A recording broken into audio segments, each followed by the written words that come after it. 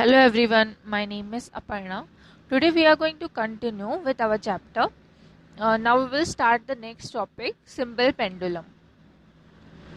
If a heavy point mass be suspended by a weightless, perfectly flexible and inex, inextensible string from a rigid support and an arrangement be made for its frictionless oscillations, then this adjustment is called simple pendulum. ठीक है, अब देखिए simple pendulum क्या होता है. आपका एक point mass, ठीक है, कोई भी एक पॉइंट मास जो है वो एक वेटलेस मींस किसी भी एक जो आप जिससे भी एक स्ट्रिंग जो है, ठीक है, स्ट्रिंग जो जिस स्ट्रिंग से वो लटका हुआ है वो आपका वेटलेस होना चाहिए, परफेक्टली फ्लेक्सिबल होना चाहिए, इनएक्सटेंसिबल होना चाहिए. ठीक है, तो ये चीज़ें अगर जो स्ट्रिंग है, वो जो पॉइंट मास है वो एक उस स्ट्रिंग से लटका हुआ है और एक पेंडुलम की तरह मीन्स रिजिड सपोर्ट का मीन्स मतलब यहाँ पर है कि ऐसे सपोर्ट जिसको वो क्या कर पा रहा है, अच्छे से खड़ा कर पा रहा है. ठीक है, मीन्स जो हम लोगों ने जो वहाँ पर पॉइंट मास को स्ट्रिंग के साथ में रखा है, वो अरेंजमेंट क्या होना चाहिए, कांस्टेंट होना चाहिए.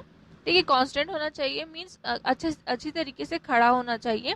अगर हम लोग उसको मूव करते हैं, ऐसा अगर हम लोग उस पेंडुलम को मूव करते हैं, वो मास को मूव करते हैं तो वो हिलना नहीं चाहिए. ठीक है, वो रिजिड सपोर्ट के साथ में रिजिड सपोर्ट के साथ में जब उस स्ट्रिंग के साथ में बॉब सब सारे जब अरेंजमेंट करते हैं और उसमें जो ऑसिलेशंस होता है, ठीक है, वो एक फ्रिक्शन लेस ऑसिलेशंस होता है. ठीक है, तो यहाँ पर ये जो एडजस्टमेंट है वही आपका क्या है, सिंपल पेंडुलम है. देखिए ये रिजिड सपोर्ट हो गया आपका यहाँ पर. ठीक है, रिजिड सपोर्ट हो गया मीन्स ये हिल नहीं रहा है यहाँ पर.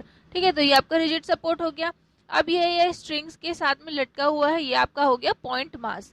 ये क्या होना चाहिए आपका, फ्रिक्शन लेस ऑसिलेशन यहाँ पर होने चाहिए, कहीं भी टकराना नहीं चाहिए.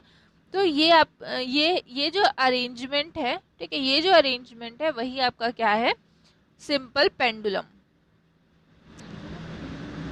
The metallic sphere is called the bob and the points at the rigid support from which the pendulum is suspended is called the point of suspension. ठीक है, देखिए ये जो मेटालिक स्फीयर जो यहाँ पर ये हम लोगों ने स्ट्रिंग पे लगाया हुआ है, वो उसको कहा जाता है बॉब. ठीक है, क्या कहा जाता है उसको, बॉब कहा जाता है.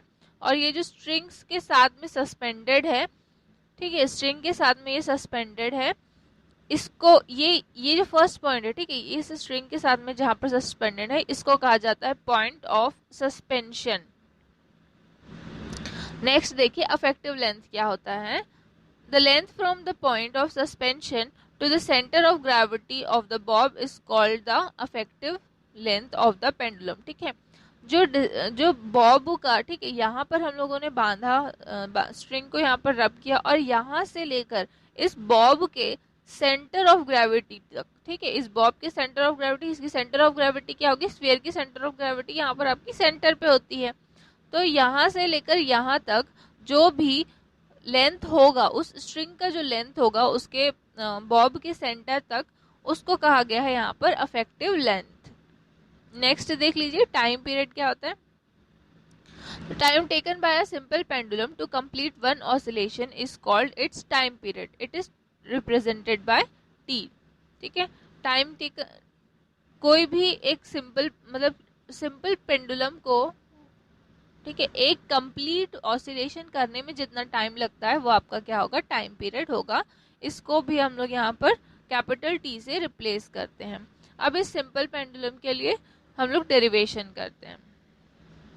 देखिए motion of a simple pendulum. ठीक है, suppose that M is the mass of the bob, L is the effective length of the simple pendulum, S is the point of suspension and O is the mean position of the bob. ठीक है, suppose कर लिया हम लोगों ने, ये आपका diagram है.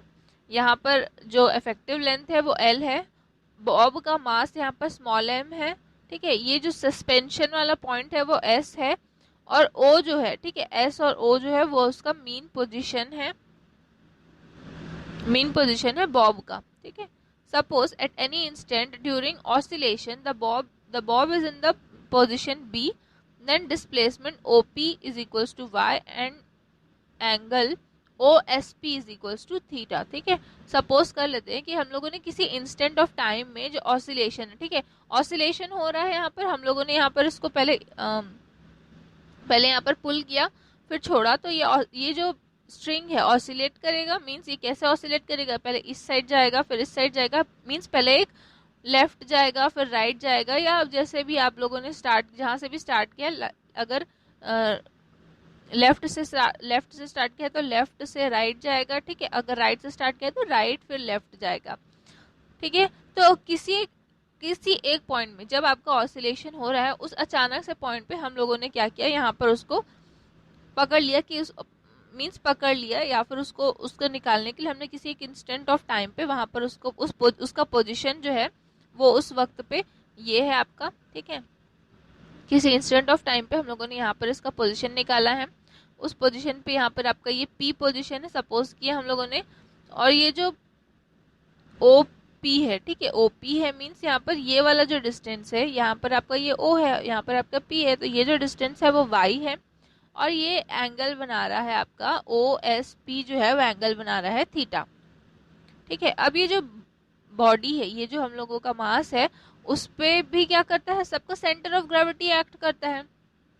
तो हम लोगों ने ये सेंटर ऑफ ग्रेविटी यहाँ पर एक्ट किया, तो हम लोग यहाँ पर इसको रिजॉल्व कर लेंगे, ठीक है। रिजॉल्व कर लेंगे तो ये रिजॉल्व होगा आपका एम जी साइन थीटा और एम जी कॉस थीटा में, ठीक है। ये आपका ये सेंटर ऑफ ग्रेविटी आपकी हमेशा क्या लगती है, नीचे लगती है, तो ये आपका नीचे लग गया, ठीक है। अब हम लोगों ने इसको एक्स और वाई एक्सिस पे रिजॉल्व कर लिया, तो यहाँ पर आगे एम जी साइन थीटा और ये आपका आएगा एम जी कॉस थीटा, ठीक है, ठीक है। अब यहाँ पर ये जो स्ट्रिंग है उस पे क्या एक्ट कर रहा है आपका, इसमें कौन सा फोर्स एक्ट कर रहा है, तो ये आपका टेंशन फोर्स जो है यहाँ पर एक्ट करेगा। In this mean position of the Bob two forces is acting upon it, ठीक है। इस पोजिशन पे दो फोर्स जो है वो एक्ट कर रहा है उस स्ट्रिंग पर या फिर उस बॉब पर, उस पोजिशन पे। टेंशन, एक तो टेंशन टी और दूसरा जो है उसका weight of the bob M G, ठीक है, जो कि वर्टिकली क्या है आपका डाउनवर्ड है। अब हम लोग इस वेट को रिजॉल्व करेंगे तो ये दो पार्ट में रिजॉल्व हो जाएगा, एक एम जी कॉस थीटा और एक एम जी साइन थीटा। अब ये जो कंपोनेंट है टी, ठीक है, उसके साथ में हम लोग क्या करेंगे, ये आपका टी कंपोनेंट है और ये एम जी कॉस थीटा वाला कंपोनेंट, ठीक है, ये आपका एक ही लाइन पे हो जा रहे हैं, ठीक है, ये आपका एक ही लाइन पे हो जा रहे हैं। देखिए जब हम लोग रिजॉल्व करते हैं, ये थीटा जब हम लोग निकालते हैं, ये आपका सेंटर ऑफ ग्रेविटी का डायरेक्शन क्या होता है, हमेशा नीचे होता है। अब हम लोगों ने यहाँ पर इसको रिजॉल्व किया, तो तो हम लोग इसको 90 डिग्री में रिजॉल्व करते हैं, ठीक है। तो ये आपका एम जी साइन थीटा और ये मतलब ये जो रिजोल्यूशन होता है वो दोनों जो रिजॉल्व हुआ है वो 90 डिग्री एंगल पर होता है, ये एम जी साइन थीटा और ये एम जी कॉस थीटा। तो ये जो टेंशन टी है और एम जी कॉस थीटा है वो एक ही डायरेक्शन पे है, मींस एक ही लाइन पर है। तो अब हम लोग इसको ले रहे हैं, ठीक है, इसको हम लोग ले रहे हैं, बैलेंसेस द टेंशन, ठीक है। क्या हो रहा है यहाँ पर, जो एम जी कॉस थीटा है और जो टेंशन है वो क्या कर रहा है, एक दूसरे को बैलेंस कर ले रहा है, ठीक है, वो आपका एक दूसरे को बैलेंस कर दे रहा है। अब यहाँ पर क्या बच गया आपका, एम जी साइन थीटा बच गया। अब देखते हैं, the component M G sine theta tends to bring the bob back to its mean position, this is known as restoring force in the bob, thus the restoring force acting in the bob is given as, ठीक है। अब देखिए यहाँ पर क्या हो रहा है, ये जो कंपोनेंट है एम जी साइन थीटा का जो कंपोनेंट है वो इधर एक्ट कर रहा है, यही वो कंपोनेंट है जो कि क्या करेगा, इस बॉब को यहाँ इस पोजीशन से लेकर वापस इस पोजीशन पे लाने की कोशिश करेगा, ठीक है। यही बॉब क्या करेगा, यहाँ से इस पोजीशन पे लाने की कोशिश करेगा। तो हम लोगों ने यहाँ पर इसको लिया है, ठीक है, जो रीस्टोरिंग फोर्स, अगर मीन्स हम लोग ऑसिलेशन हो रहा है यहाँ पर, तो जो फोर्स आपको यहाँ से मीन्स इस पी पोजीशन से वापस इस पोजीशन पे ओ पोजीशन पे या फिर उसके आगे लाने की कोशिश कर रहा है, उसको कहा जाता है रीस्टोरिंग फोर्स, ठीक है। क्या कहा जाता है उसको, रीस्टोरिंग फोर्स कहा जाता है।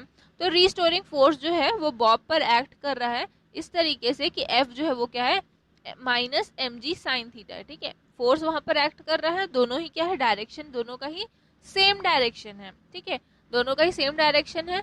तो आप इसको या तो F plus M G sine theta की जैसे लिख सकते हो, या फिर हम लोग प्लस का साइन जो है उसको इस साइड ले आएंगे तो ये हो जाएगा माइनस का साइन, तो हो जाएगा आपका minus M G sine theta. तो अब देखो एंगुलर डिस्प्लेसमेंट यहाँ पर क्या है, थीटा है आपका एंगुलर डिस्प्लेसमेंट हम लोगों ने यहाँ पर लिया है। और क्योंकि बॉब के लिए, ठीक है, बॉब क्या है आपका, बहुत ही पॉइंट पार्टिकल है, यहाँ पर मैंने स्टार्टिंग में ही लिखा दिया इसको, पॉइंट पार्टिकल है। तो थीटा, साइन थीटा की जो वैल्यू है वो बहुत ज्यादा छोटी होती है, जिसकी वजह से हम लोग इसको डायरेक्ट थीटा ले लेते हैं। ठीक है, तो ये क्या हो जाएगा, साइन थीटा की वैल्यू यहाँ पर हम लोग पुट करेंगे तो हो जाएगा F is equals to minus M G theta. ठीक है, अब ये थीटा, थीटा क्या होता है आपका, थीटा जो है वो आपका आर्क अपॉन रेडियस होता है। अब आर्क यहाँ पर क्या है, ठीक है, आर्क आपका यहाँ पर देखिए ये आर्क है ओपी, ठीक है, ये ओपी आर्क है और ये आपका रेडियस कहलाएगा। ठीक है, तो हम लोगों ने यहाँ पर ओपी और एसपी को क्या ले लिया, आर्क ओपी और ये हो गया एसपी। तो ओपी की वैल्यू वहां पर वाई थी और एसपी की वैल्यू एल थी, अफेक्टिव लेंथ था। ठीक है, तो हम लोगों ने यहाँ पर वैल्यू निकाल लिया थीटा का। अब यहाँ पर क्या बचा आपका, F is equals to minus M G theta. तो हम लोगों ने ये थीटा की वैल्यू ये वाई अपॉन एल यहाँ पर पुट कर दिया, तो आपका ये आ गया F is equals to minus M G Y upon L. ठीक है, अब अल्फा जो है वो एसिलरेशन है, एसिलरेशन उस बॉब में जो एसिलरेशन प्रोड्यूस हो रहा है वो है, वो हम लोगों ने लिया है। अब देखिए तो न्यूटन सेकेंड लॉ, ठीक है, न्यूटन का जो सेकेंड लॉ है वो क्या है आपका, F is equals to M A. ठीक है, F is equals to M A. ये अब ये वाला चैप्टर मैंने अभी शायद नहीं करवाया है, तो आप लोग इस चीज को ध्यान देंगे। न्यूटन का सेकेंड लॉ होता है आपका F is equals to M A, ये आपको मैं बाद में करवाऊंगी। ठीक है, तो F is equals to M A होता है। यहाँ पर एसिलरेशन क्या है आपका, अल्फा है, तो यहाँ पर हम लोगों ने यहाँ पर अल्फा लिया है, F is equals to M alpha. ये आपका सेकेंड इक्वेशन हो गया। अब ये वाला जो फोर्स है, ठीक है, ये वाला जो फोर्स है और ये वाला जो फोर्स है, ये जो हम लोगों ने निकाला है और ये जो निकाला है, उन दोनों को हम लोग इक्वेट कर देंगे, फर्स्ट और सेकेंड इक्वेशन इक्वेट कर देंगे तो ये ऐसा हो जाएगा। अब जो भी कैंसिल हो रहा है वो हम लोग यहाँ से कैंसिल कर दे रहे हैं, एम और एम यहाँ पर से कैंसिल हो गया, तो क्या बच गया आपका, alpha is equals to minus G upon L into Y. ठीक है, या फिर alpha is equals to minus G Y upon L. ठीक है, ये हो गया आपका थर्ड इक्वेशन। अब जी जो है वो तो आपका कांस्टेंट है, ठीक है, जी यहाँ पर क्या है, कांस्टेंट है, और एल जो है वो भी कांस्टेंट है, क्योंकि हम लोगों ने जो लेंथ लिया है वो भी वो तो कभी भी चेंज नहीं होगा, चाहे वो किसी भी पोजीशन पे जाए। ठीक है, चाहे जो स्ट्रिंग है, ठीक है, स्ट्रिंग आप किसी भी पोजीशन पे लेके जाते हो, उसको पी पे लेके जाते हो, एस पे लेके जाते हो, ओ पी पे लेके जाते हो, ओ पे लेके जाते हो, या कोई भी पोजीशन पे रहता है, एल और जी जो है वो हमेशा क्या होगा, कांस्टेंट होगा। तो यहाँ पर अल्फा जो है वो किसके ऊपर डिपेंड कर रहा है, वाई के ऊपर डिपेंड कर रहा है। ठीक है, तो यहाँ पर अल्फा प्रोपोर्शनल टू वाई हो गया यहाँ पर, और माइनस का साइन होगा तो alpha is proportional to minus Y. ये हम लोगों ने फोर्थ इक्वेशन ले लिया। अब देखिए, thus the acceleration of the bob is directly proportional to its displacement and its direction is opposite to the displacement। ठीक है, अब देखिए एक्सेलरेशन जो है वो बॉब के ऊपर, बॉब जो है एक्सेलरेशन जो है वो यहाँ पर क्या है, डायरेक्टली प्रोपोर्शनल है उसके डिस्प्लेसमेंट के और उसका डायरेक्शन के। ठीक है, एक्सेलरेशन जो है यहाँ पर वो आपका डिस्प्लेसमेंट और उसके डायरेक्शन दोनों के ही क्या है, प्रोपोर्शनल है, इसीलिए। ठीक है, हेंस सिंपल हार्मोनिक मोशन जो है, ठीक है, सिंपल पेंडुलम जो है वो क्या है आपका, सिंपल हार्मोनिक इन नेचर है। ठीक, नेक्स्ट देखिए, पीरियोडिक टाइम निकालने के लिए आपका T time period is equals to 2 pi upon क्या होता है, root over displacement upon acceleration. अब डिस्प्लेसमेंट के यहाँ पर वाई है और एक्सेलरेशन यहाँ पर अल्फा है, तो थर्ड फ्रॉम इक्वेशन 3, ठीक है, इक्वेशन थर्ड से यहाँ पर अल्फा की वैल्यू क्या है, माइनस जी अपॉन जी इंटू वाई अपॉन एल। ठीक है, जी अपॉन वाई अपॉन एल।